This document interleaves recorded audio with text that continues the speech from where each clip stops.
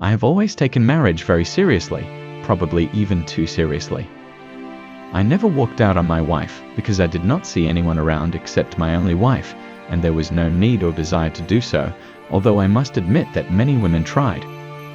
I met my future wife in the early 90s among the guests at my friend's wedding and fell in love with her immediately. We dated her for 6 months and then decided to get married. We had a modest wedding and were over the moon. Our marriage was her second. She divorced her ex-husband a year before we met. Something did not work out. I did not pester her with questions, as I thought it was unnecessary to stir up her soul, and she herself said almost nothing. My wife was a beautiful, smart woman and a great hostess, and I was really lucky.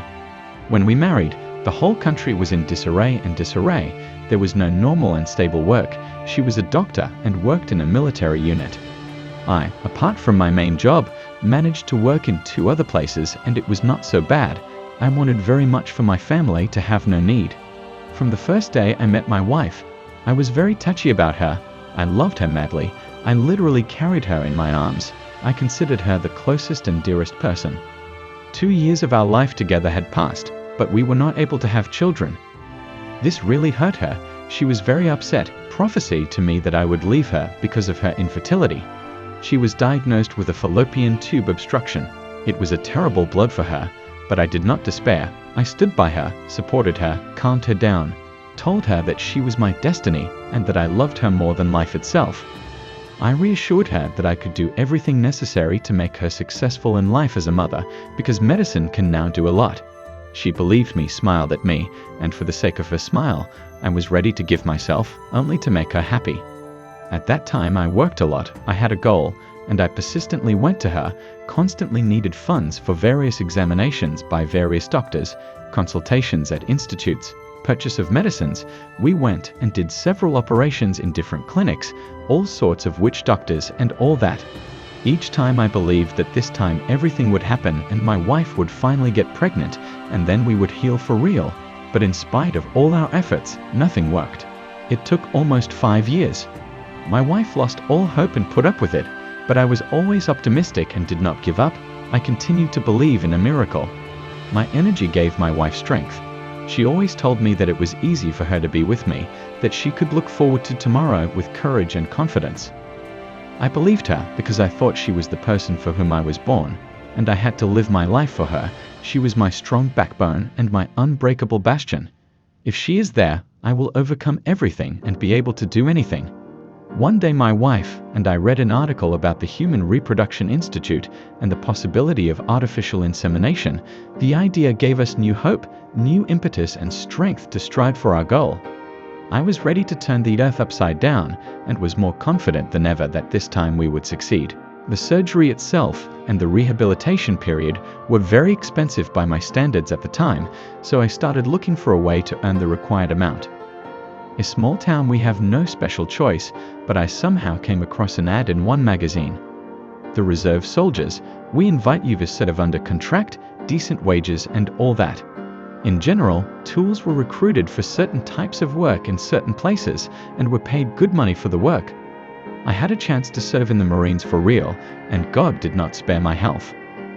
Of course, I was not delirious about any particular patriotic ideas, so I did not burn for someone's political interests. I just needed money, resources to achieve my goal with my wife. In general, I thought about it and decided to take a risk. My wife cried and did not want to let me go. She was afraid and said that if something happens to me, then she will not need the money. I explained to her that, unfortunately, we were not born into millionaire families, and no one will ever give us anything in this life for nothing, unless you come and take it yourself. I calmed her down, told her that everything would be all right, because we need this money not for trinkets, but for a good cause. In general, I traveled to distant places, was not home for a long time, but came back with what was needed. I was lucky, and I did not lay my head, and did not take sins on my soul. And then my wife and I went to the institute, had an operation, and a miracle happened. The miracle, which we had been going for so long. My wife got pregnant. I rejoiced and dusted her. Soon my daughter was born. We were happy like crazy. I just flew on wings, worked and did almost everything around the house, helped my wife with the baby. It was all in my joy. and I did not notice any worries. My wife told me that I was a perpetual motion machine, and I really wanted to surround her and my daughter with all kinds of care. There was so much energy. Soon I got a good and stable job and started earning good money. I dressed my wife very nicely, bought her a car, moved to a big apartment, went to the seas and oceans every year. We spent all our free time together. I tried to organize my free time, trips to the countryside, movies, skiing, skating rink, etc., so my girls wouldn't get bored. Thinking back to those days, it seemed to me that there was a candy truck rolling over on our street, and we deserved it. So 14 years of our life together, and how happy I thought it would be passed. My daughter was slowly growing up. Family always came first for me. Everything was just for my loved ones. I never felt that my life was ordinary and monotonous. There was never a scandal in the family. I respected my wife, avoided even a reason for her discontent, and if something she did not like, the little things, went first to a compromise. I always tried to pay attention to her as a woman. I cannot remember a day when I did not tell her how much I loved her and how much I valued her. When we lived poorly, I always found an opportunity to make her pleasant surprises, flowers, gifts, and various girlish trinkets. She always liked it. In bed with my wife, everything was also normal. I was not conservative, and it seemed to me that we were absolutely open and trusted each other. I tried to be sensitive to all my wife's interests, and, in my opinion, everything was harmonious, and she herself always said that everything suits her, and I fully satisfy her needs. As for jealousy, I can say that I was never jealous of her. She did not give me any reason, although she worked as a doctor in a practically male team, a military unit. Due to my work, I periodically went on short business trips for a week or two, and I always looked forward to coming back home to my beloved. She always greeted me with joy and warmth. And then everything was like in the movies or anecdotes. One day, I went on a business trip to another expedition, and in the city where I had to change flights, I was told by colleagues that my work was cancelled and I had to return home. I flew back to my city in the afternoon, bought a large bouquet of roses and champagne, and decided to surprise my wife without telling her that I had arrived. By my count, she was still at work and my daughter was at school. I took a cab home, started to open the door with the key, but the door was locked from the inside. I thought, well, there's no surprise. I started ringing the doorbell, but nothing. I knocked and rang, began to worry, not understanding what was going on, and wanted to call the police. But finally my wife's voice from behind the door asked, "Who's there?" I said, "Honey, you're scaring me. It's me. My business trip was cancelled." Even then I thought that she was asleep, or maybe she was sick. And then she opened the door for me, and I did not recognize her. It was a completely different person. Her eyes were alien. She was looking through me like I wasn't there.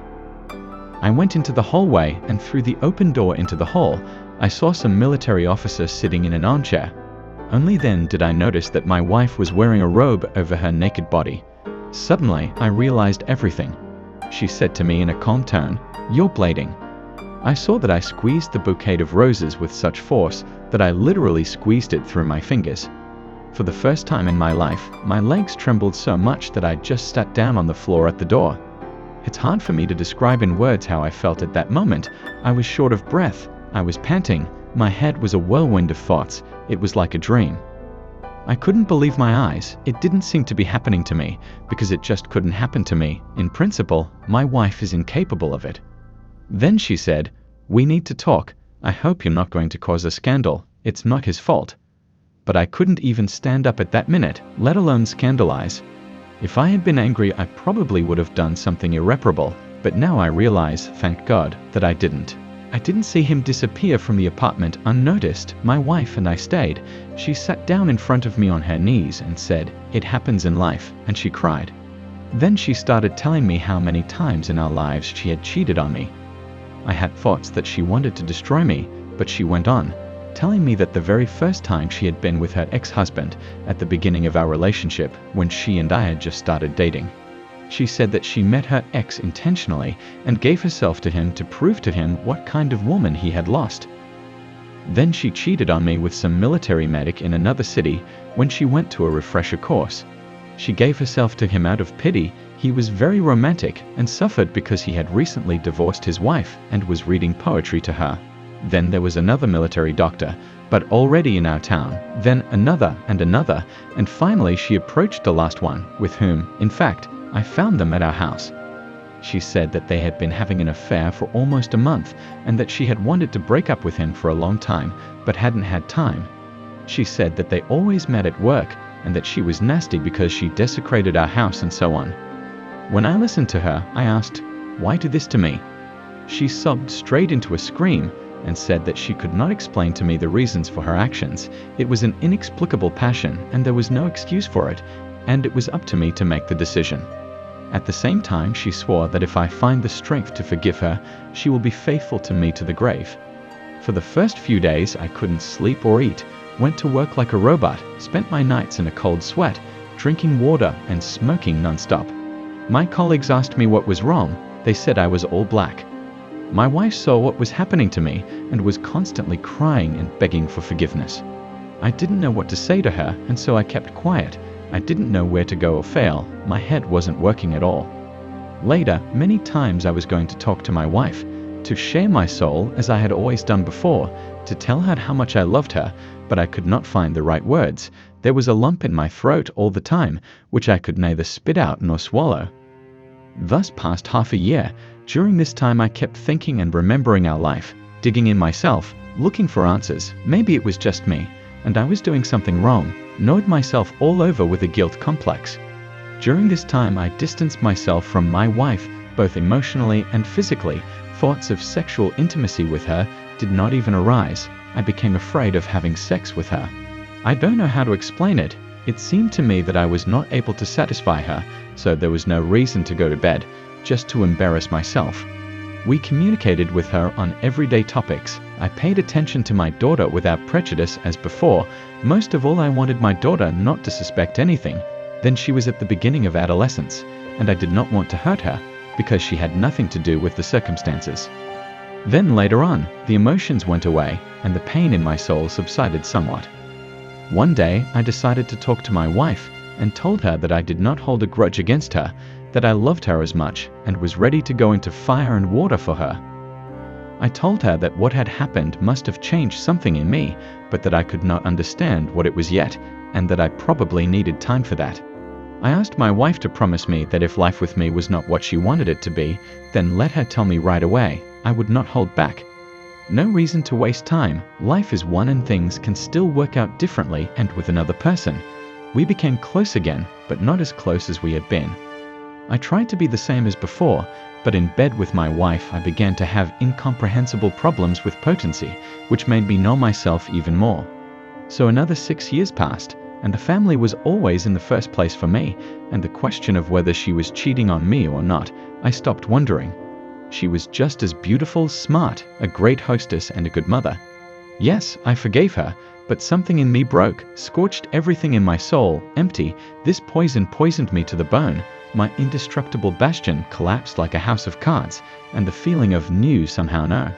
In time I became a different person. The true meaning of the word treason is that everything changed. I changed. I remembered with a smile the days when I was wandering around faraway lands, earning money to have a daughter. Back then I had the phrase written on my backpack unloading, "What doesn't kill us makes us stronger." After a while, I suddenly stopped feeling the inner weight that had been weighing me down for so long. It was strange, really strange. I tried to comprehend and understand what was stopping me from changing my life before. I don't know. I was always optimistic and believed in the best, hoped that everything would settle down and be fine. And it did settle down, but at the same time something very important was gone from my soul, the very thing that gave meaning to the existence of our marriage, something that motivated me to go forward. My stupid responsibility dictated that I couldn't drop everything and just leave, because that would be a betrayal. But it happened. No, not a betrayal, just like that, suddenly. And all of a sudden my attitude towards everything that had happened became different, and I did not feel like a traitor. One morning I woke up, I suddenly felt that my internal changes in my head had come to an end, and, as if waking up from oblivion, I realized that for a long time I had not been living my own life at all, but a completely foreign one. My wife, who was sleeping next to me, looking at her asleep, at her face, I realized that I no longer knew this woman. I left home that morning, turned off my phone, drove around town, stood on the roadsides in the woods.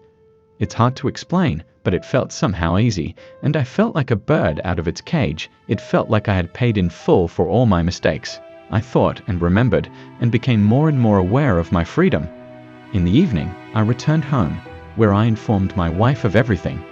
There was a long talk, but no recriminations.